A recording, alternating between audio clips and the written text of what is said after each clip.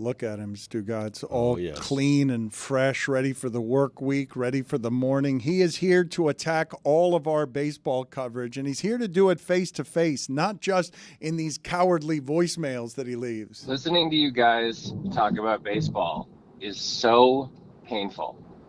It's the most painful way that I spend my time is when you guys decide to talk baseball. I mean, you need to let Jeremy or someone fact check you as you talk about this. You need to have an ombudsman because it's awful. It's so bad. There have been ambidextrous pitchers. Greg W. Harris was ambidextrous. There's like 3 guys in the minors right now who are ambidextrous. Also, Jim Abbott had an arm. He had 2 arms. He didn't have a hand, which is what allowed him to switch his glove back and forth. And like Shohei Ohtani gets caught stealing a lot. No, he doesn't. He almost never gets caught stealing.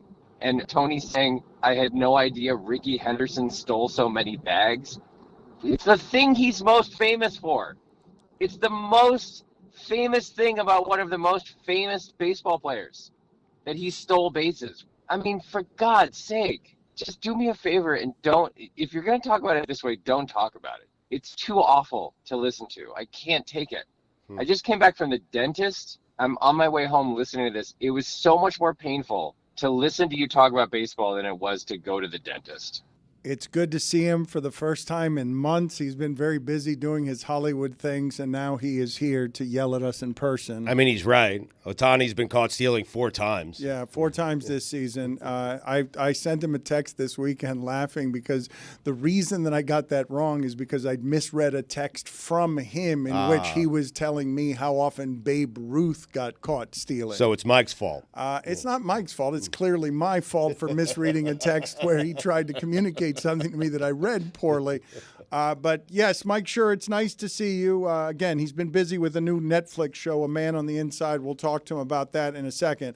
But more blasphemous and egregious is Tony saying that Ricky Henderson, he didn't know that he was that good at stealing bags. Was that a bit? Was he serious or was that a joke? He was serious. He was serious. What does he know about Ricky Henderson then?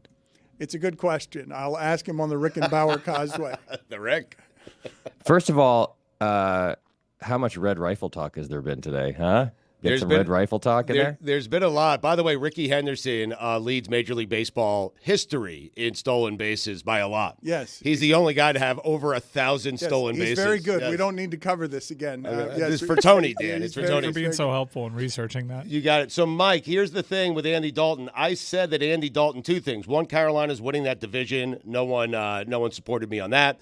And number 2 is Andy Dalton should be a Hall of Famer.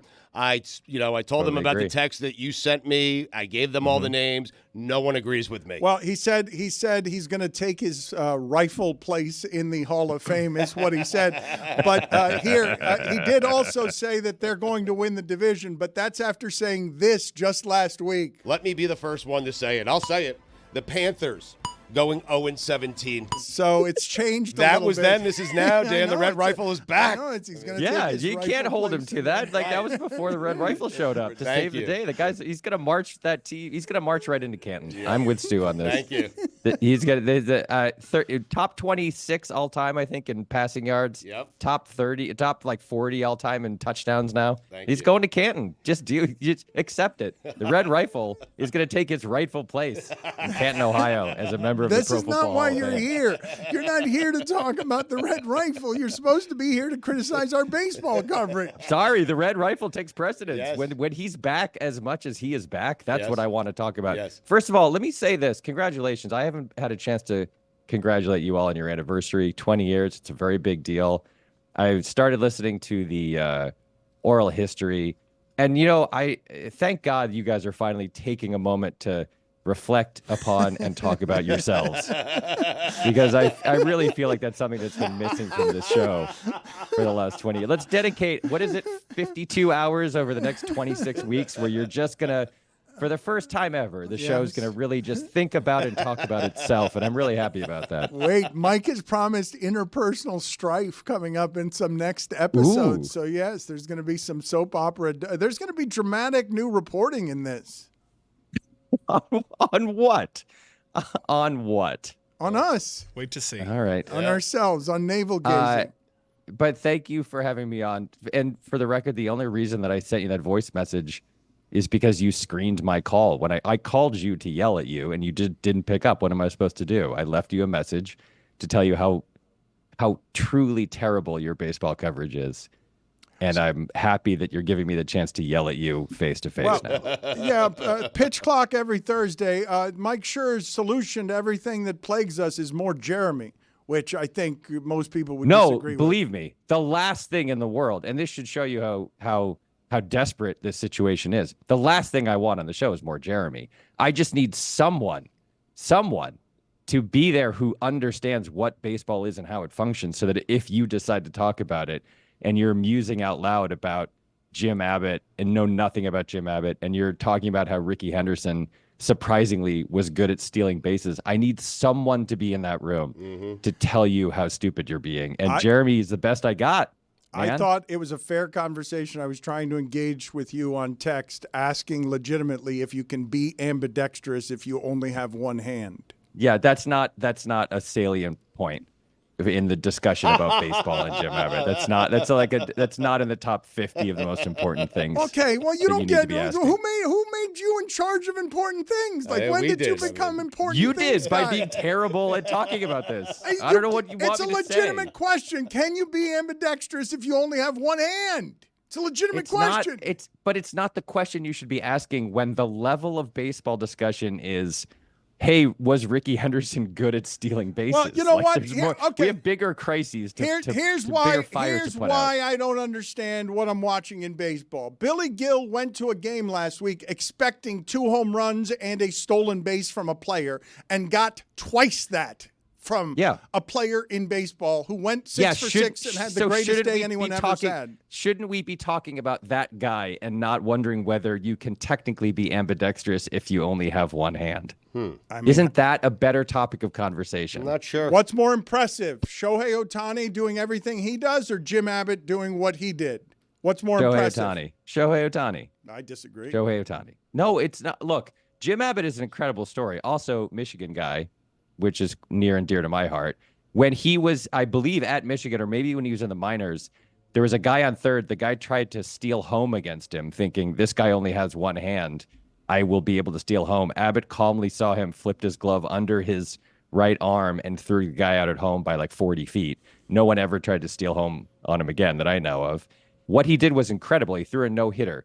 He was an excellent major league pitcher for a long time, only having one hand. That's an incredible story. And he got 2 hits off of John Lieber. And he got 2 hits off of John Lieber. Yes, that's correct. It's an incredible story. But what Shohei Ohtani is doing is not only unprecedented in the history of baseball, it's you could argue is unprecedented in the history of sports, in the sense that the records he is beating and the way that he is beating these records is by like a higher percentage than anyone has ever beaten a kind of all-time famous record. He's doing things that it's at the point where I feel like we're all just lucky to be alive and watch him play. He has an incredible run in the last 4. This is my stat of the day. You want a stat of the day? Mm-hmm. Yeah, let's get the music ready for him. But I do want to just let the public know, and I don't know if this is going to get him in trouble with his bosses because of just the cavernous stupidity in it. Mike Schur is actively telling you that pitching a no-hitter with one hand is not impressive, not a very impressive thing. Obviously not what I'm saying. It's exactly what incredibly you're saying. obviously not what I'm saying. I can't believe you would say that publicly, that it's not impressive. But let's play the stat of the day music. Start of the day, it is your start of the day. Start of the day, it is your start of the day. Start of the day, it is your start of the day. Start of the day, it is your start of the day.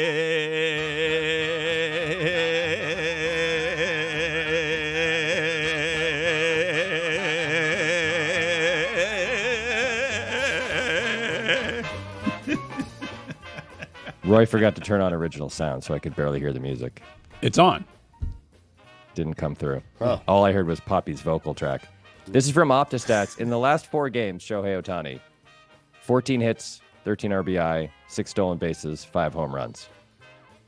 If every Major League Baseball player since 1920, which is when RBI were invented, took the best 4-game span of his career in each category separately and then combined them into one, still no one could match that stat line. Wow. Yeah, he's pretty good. Here's a stat. Yeah. Do it in October. Do it with one hand. Yeah. Mm-hmm. He's never had the chance to. He's going to That's play on in the him. postseason Yeah. for the first time. Right. Yeah, it's on him. Yeah, not on the Angels. It is. He's 53-55. There's only one other guy who's ever had in any season 52 homers and in any other season 52 stolen bases. That's Barry Bonds. There's only one guy who's even had 50 home runs and 50 stolen bases in any season. And that's Brady Anderson, of course, the legendary slugger Brady Anderson. That 1 year. Shohei's 53-55. He might get to 55-55, which is unthinkable. It's just unthinkable. Here's another thing. Everybody talks about Acuna's season last year. This is a popular little counter narrative now, that Acuna's season last year, 41-73, was actually better. It's nonsense. It's utter nonsense. In the history of baseball, there have been 367 40-homer seasons. There have only been 49 50-homer seasons. It is orders of magnitude harder to hit 50 home runs in a season than it is to hit 40. And also, by the way, only of those 49 seasons, it's only like 12 or 14 guys who have done it. They just did it multiple times. Hank Aaron never hit 50 in a season. Jim Tomei, I don't believe, ever hit 50 in a season. It's incredibly rare to hit 50 homers in a season. And in every season of 50 homers, the most stolen bases before now was 24 by A-Rod and Willie Mays. They each did it once. 24 is the most stolen bases that anyone had in a 50-homer season before now. He's got 55 stolen bases. He's got more than twice as many as the previous record for a 50-homer season. How many people have 2 hits off John Lieber with one hand? How many of those are there? I think one. I think only one. Yeah. By the way, Tomei hit 52. Did he really? Yeah, Good in for one him. season. Yeah. How many stolen bases did he have? It What doesn't was matter. his He hit How ERA? many hands 52. did he have? What was his ERA the season 2 hands, 10 before? fingers. And The thing about people that size who hit with that power is that they stop stealing bases because it's a silly thing to be doing. Right. It's a dumb play for everyone except him. right. To answer, And to answer your question, Tomei had 1 stolen base that year. there you go. That's a stunner. I want to see highlights of that. I want to see the stolen The base. steal. The thing about hitting home runs, it also prevents you from being able to steal bases. Right. Yes. You're jogging. You're jogging from first to second. You're not running at top speed. Last night he had a walk-off grand slam to get to 40-40. He went 6 for 6 and had 17 total bases in the game where he got to 50-50. Last night he hit his 53rd home run to tie the game in the bottom of the 9th inning at Dodger Stadium before Mookie walked it off. It's not just that he's doing it with like maximum flair. Not that It's a whole lot incredible. of people are doing single game WAR, but didn't he have a better WAR in one game than Verdugo's had the whole season? Two crazy things about the WAR. Number one, he had 0.7 WAR in that one game, which is mind-boggling. And here's the craziest part of it. It's not the highest WAR he's ever had in a game, because he had a game a couple years ago where he threw 6 1/3 innings, struck out 10, gave up 2 hits and a run, and went 3 for 3 with 2 homers and had 0.8 WAR. So he had 7.7 WAR in a game. It's not even his best game in terms of his value to his team. And yes, Verdugo has 0.6 WAR, I think, as of the other night on the season, and Shohei passed him in one game. Also, the entire White Sox team for the entire season has negative 2.6 WAR. So Ohtani was worth 3.5 more wins to his team in that one game than everyone in the White Sox lineup combined has been for the entire season. I can't believe Mind-boggling. what it is that we're watching. But also, is Barry Bonds still someone who owns 10 seasons better than this one for Ohtani? There is a way that you can look at Bonds' output, especially obviously to 03, 04, and say he was more valuable to his team. I have what I think is craziest baseball stat I've ever heard. If you want that as a Oh, bonus well, stat hold on a about second. Bonds. Yes, The craziest go ahead. we've ever heard? Wait a minute. Jesus, Yeah. that's a big buildup. Start Hold of on. the day. Different opening. Start of the day. Yeah. It is your start of the day. Start of the day. Start of the day. It is your start of the day. Start of the day. Start of the day. It is your start of the day. Start of the day. Start of the day. It is your start of the day.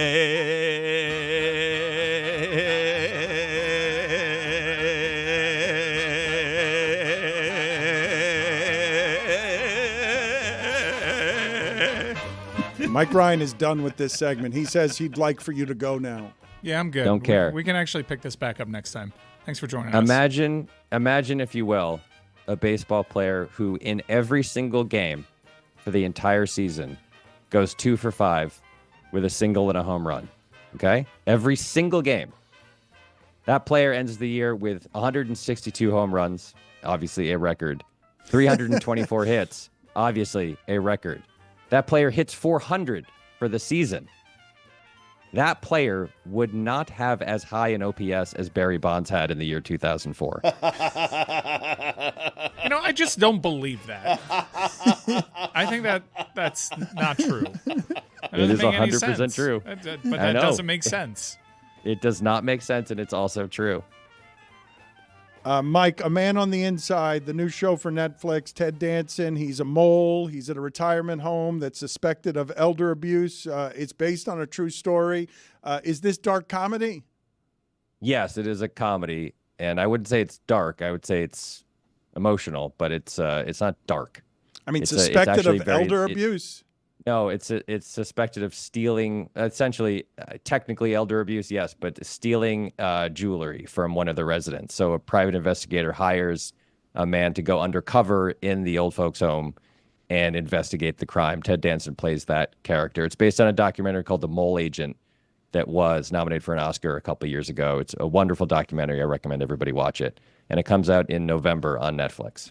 Are you excited? Is it great? Do you know when your I'm stuff very is, excited. Do you know when your stuff is great? Do you always think it's going to be great? How does that work for you? I never know how it's going to be received, but I know that I'm proud of it. I think it turned out really well. Ted is wonderful. The supporting cast is great. Stephanie Beatriz from Brooklyn Nine-Nine is in it, and Mary Elizabeth Ellis from It's Always Sunny, and a lot of great. Sally Struthers is in it. Stephen McKinley Henderson, who is wonderful. There's a lot of great actors in it. I think it turned out really well. It'll be on Netflix in November. If you thought it was going to be bad, would you tell us? Probably not, I guess. I don't know. That's a I don't strange think question. Is it good? think- Like, it's No, yeah, it's it a is fair a question. strange It question. is, right. Yeah, it is. Also, Sally Billy, where Struthers. were you in this baseball conversation? You really let me down. Were you not in the studio? I wasn't. Because No, I was prepping. Yeah. Well, You GBF, gotta football fight your way in there when they start talking about baseball. I just need someone in there to know what they're talking about. See you later, Mike. Nice seeing you again. Sally Struthers. That was a bit of an upset. I have not heard that name in a long time. She's wonderful. She's great. She's fantastic at the show. Would Hope you you say enjoy if it. she wasn't? Would you say if she wasn't? Yes, in this case, yes, I would tell you. I don't believe you. Okay. Again, that is Mike Schur, so very brave to be unimpressed by Jim Abbott and all of the things that he did with one hand. Thank you, Mike. Stu, who do the Panthers play next week? What do we got? Listen, I'm invested now. Whoever they're playing, that team's going to lose. I mean, That team's losing. That team's going down. The Red Rifle. It's the Bengals. This audience, Stugotz, has been very patient with us, and over the last few years, we've been trading some audio numbers here in order to try and also become a video enterprise, and we are now on in more places than we've ever been. You can catch us on Peacock and the NBC Sports Fast channel Monday through Friday, 12 to 3 p.m. Eastern. We're on YouTube. We're on Max. We're on the DraftKings Network from Monday to Friday, 11 to 2 p.m. Eastern. And for your podcast needs, it's Apple, Spotify, Amazon Music, and SiriusXM Channel 85. We are doing more and more projects as part of that, and one of those is the aforementioned oral history that Mike Schur was making fun of. But, Mike, we've got more of that coming out, and you just softened us up in the first one. You rubbed our bellies a little bit. You've got the soap opera drama coming up soon. Yeah, episode 2 gets a little bit more into that. Episode 2 will highlight the change in ownership for the first time. We've undergone a couple of different regimes, and this is the first regime change, but I'm really thrilled with all the feedback that I got. Very helpful. If you also thought that your car hit something because of that transition sound, please let me know. That was one of the pieces of feedback that I got, so maybe we change that, but generally positive, and it was nice to have something that was so well received. Also, something that was sort of glossed over here, Stugotz, in the last couple of days of insanity, because every Monday we come in here and football is so king sport that it knocks out a lot of what it is that happened on Saturday. Yes. But Colorado winning that way. Amazing. When all I want from them, Stugotz, is the content. That is not a very good football team, wheezing and struggling to get past Baylor that way, needing a Hail Mary, having a perfectly executed Hail Mary pass. I don't know if that pick in the secondary was on purpose or not, but the way that a Hail Mary is never open in that situation. That one was open. Happened because of the design of the play, and I don't know if those players were meant to collide into each other or not. That's just Pat Shurmur ball right there. But it was a perfectly executed Hail Mary, and then Travis Hunter, because they're not any good at defense, ends up causing the fumble at the 1 yard line. And I just want Deion to give us reasons to talk. I just enjoy that after being one of the worst programs that we've seen in the sport, all of a sudden they've got a full stadium and the feel good of a Hail Mary and believing in possibly something hopeful, even though I don't think that team is very good. They have two great players. I don't think the team is very good, but this is a master class by Deion Sanders in making us care about something and want it more, something that's average. Like something that's average. He has made us care about something that is average. I'm not certain it's any good. The two players are great. The team, not certain, but I want to see more because of Deion Sanders. We're always talking about Deion. I want to ask you guys a question now that Nick Saban is no longer active. The second most famous coach in that sport is blank, after Deion, obviously. He's the one with all the commercials. It's fairly amazing to see a guy who won 4 games last year. Wow. But it's a gulf. Do you go Clemson there? Do you go Dabo? Yeah. Dabo probably, yeah. But it's a gulf because there are a whole lot of people in the mainstream who wouldn't recognize Dabo in a commercial. Like Dabo is a college football coach for a college football audience. The fame quotient that Deion brings is unlike anything since Saban. The idea that he was in commercials with Saban was crazy to me, even when it was happening.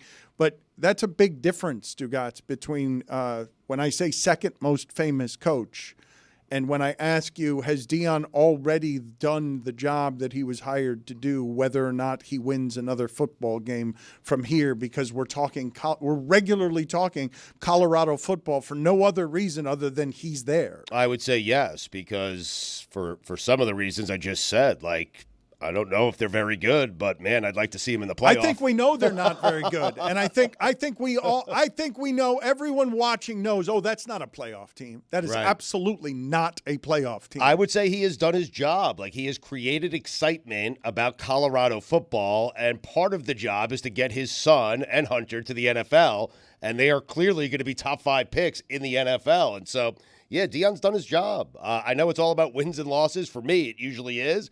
But in this particular case, that program, which was once great and once proud, was so bad for so long, and Deion has made them relevant. That's what he's done.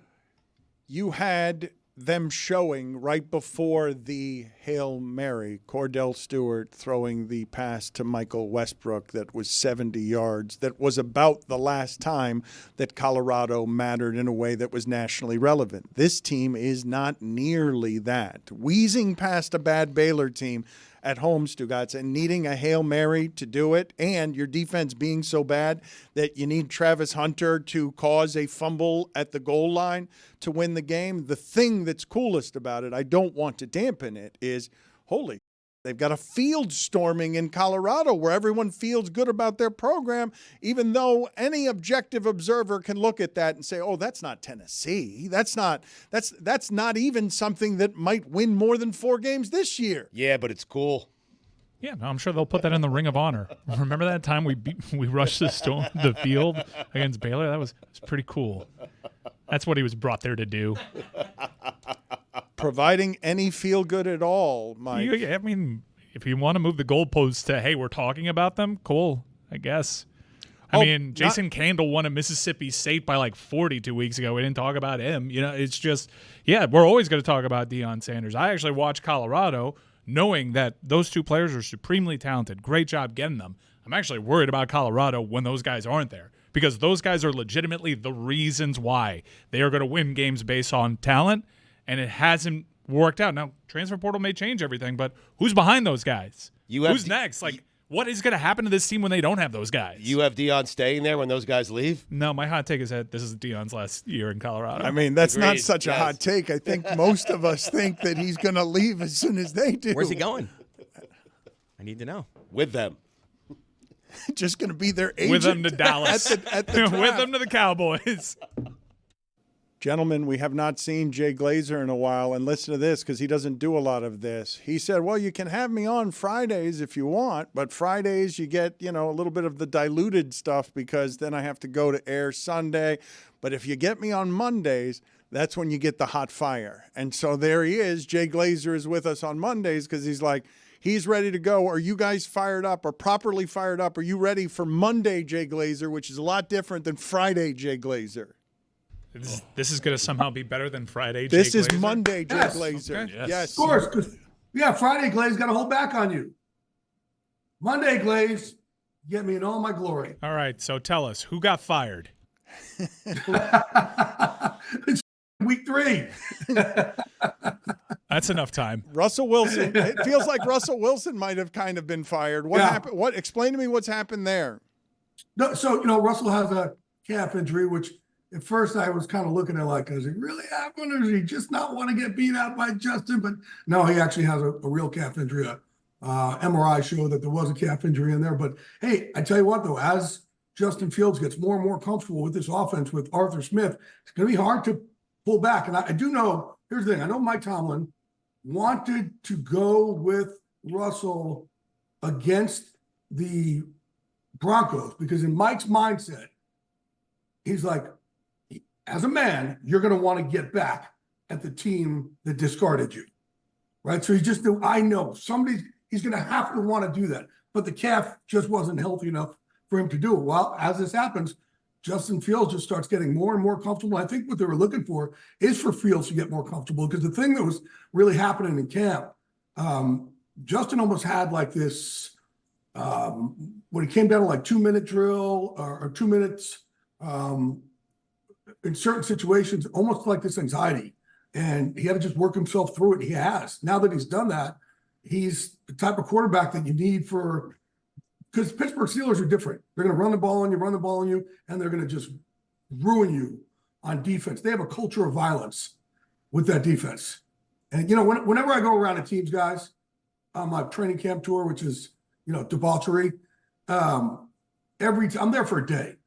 And teams will always ask me, what'd you think? I'm like, I don't know what you're working on. Like, if we're getting a fighter ready for a fight and we're sparring in week 4 and we're doing something like if we have a boxer and we're trying to get them to wrestling practice, they're going to look terrible. So I don't know what you're looking at, but I can tell culture. And the Steelers have a culture of violence. They're different. You walked That in. one's different. So You you walked in for a day and you felt the culture of violence. Oh yeah, man, they hit they're different. They're different. The Ravens are different. The Eagles have some of it, but a lot of the teams it's kind of like flag football. But these guys, the Steelers, man, it's a street fight in practice. Who's the And you can opposite of definitely- that? The Dolphins, the Cowboys? Who's the opposite of that?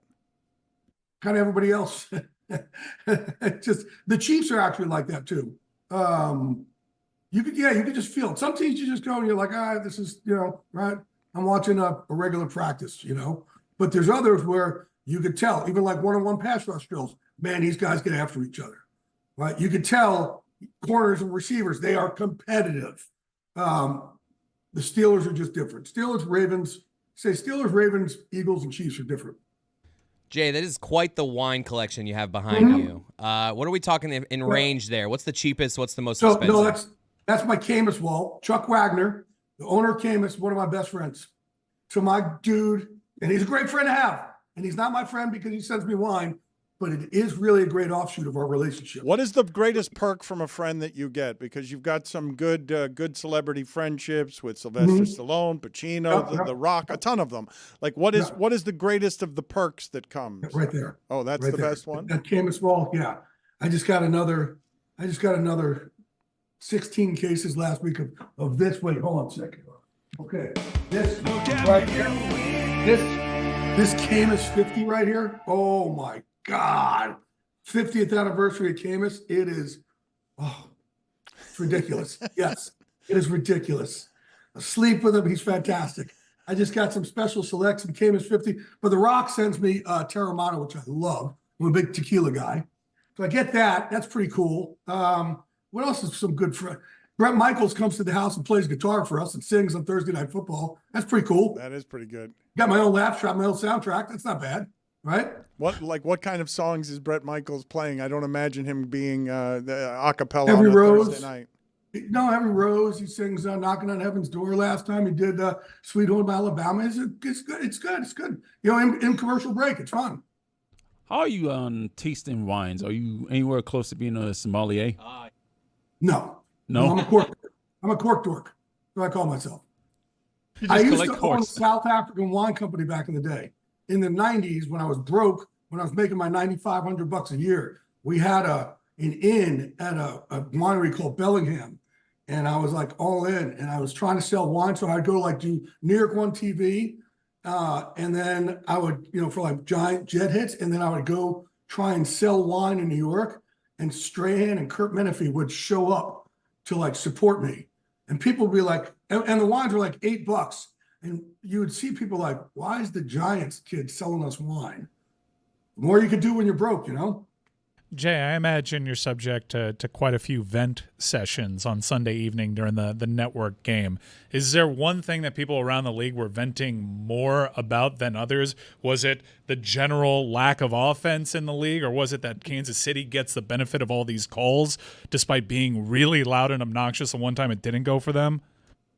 It's interesting because I usually don't call my friends when they win. I'll call all my friends who lose.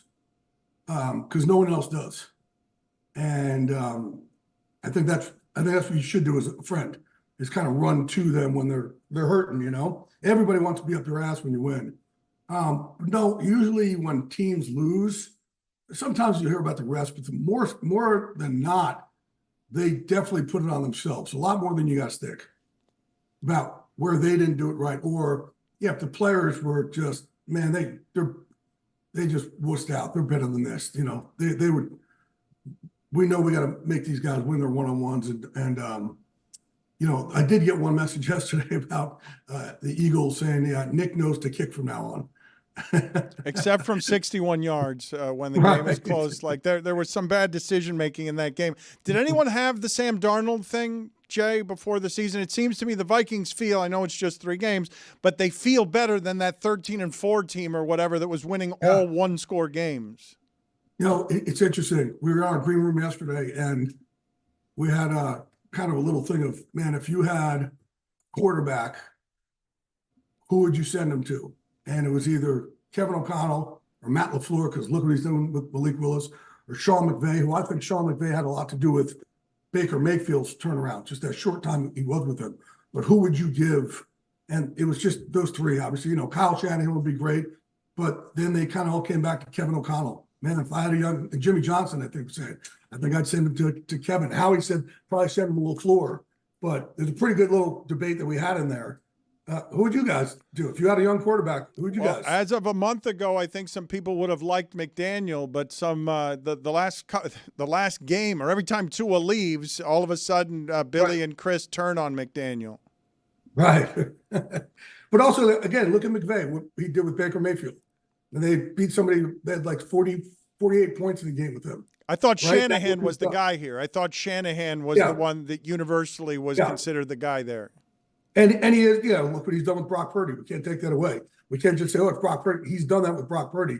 But Kevin O'Connell, what he did last year with Dobbs, what he did this year with Sam Darnold. I mean, Kevin O'Connell. And then again, look what LaFleur has done with Jordan Love and with Malik Willis. Malik Willis came to him and his footwork was awful. His technique was awful. And just a couple weeks, he's been able to right a lot of the wrongs in his game and certainly take his confidence to the next level. What did you make of Jerry Jones saying we couldn't afford him, of Derrick Henry, and in general that the Cowboys can't stop the run or run the football? Yeah, I didn't understand why they let Pollard go, why they didn't go after a guy like Derrick Henry. I think they could have afforded him. I think they could have turned. Well, here's the thing. Don't say you're all in and then say that we can't afford something like that. The two don't fit together, right? They don't fit. So I think it was certainly the way they looked at it this year, they didn't really stack the deck for Mike McCarthy. Who I still think has done a really good job considering, they lost a ton of players and obviously losing a guy like Dan Quinn. I think they tried to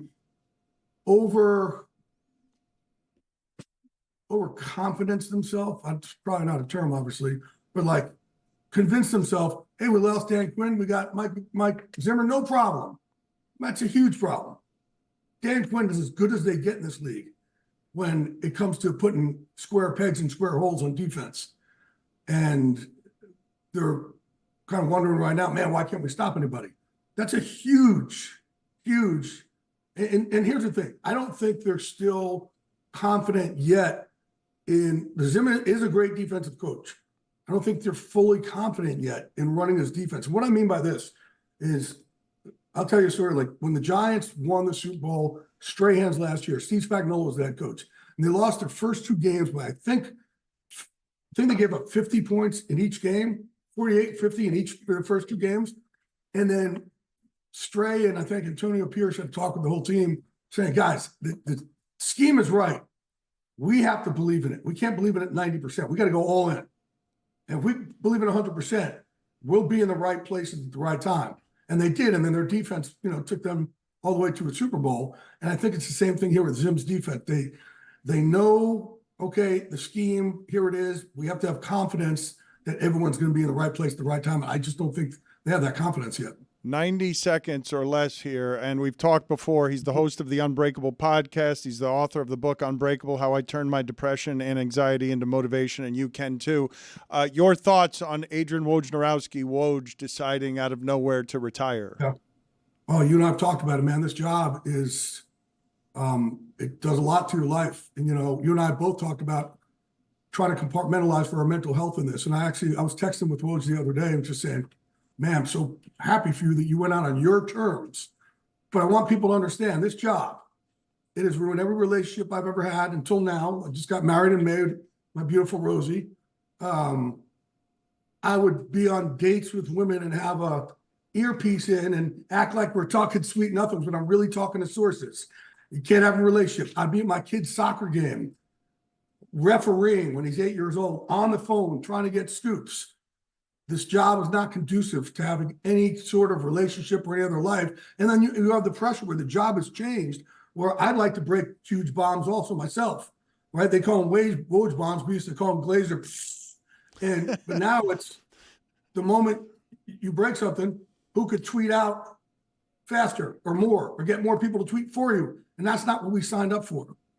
Woj didn't sign up for it. I didn't sign up for it. Schefter didn't sign up for it. We signed to break stories, not for it to all get stolen in 15 seconds. So the job is different than it used to be. That's where now I just try and focus on dropping the biggest news I can on Sundays.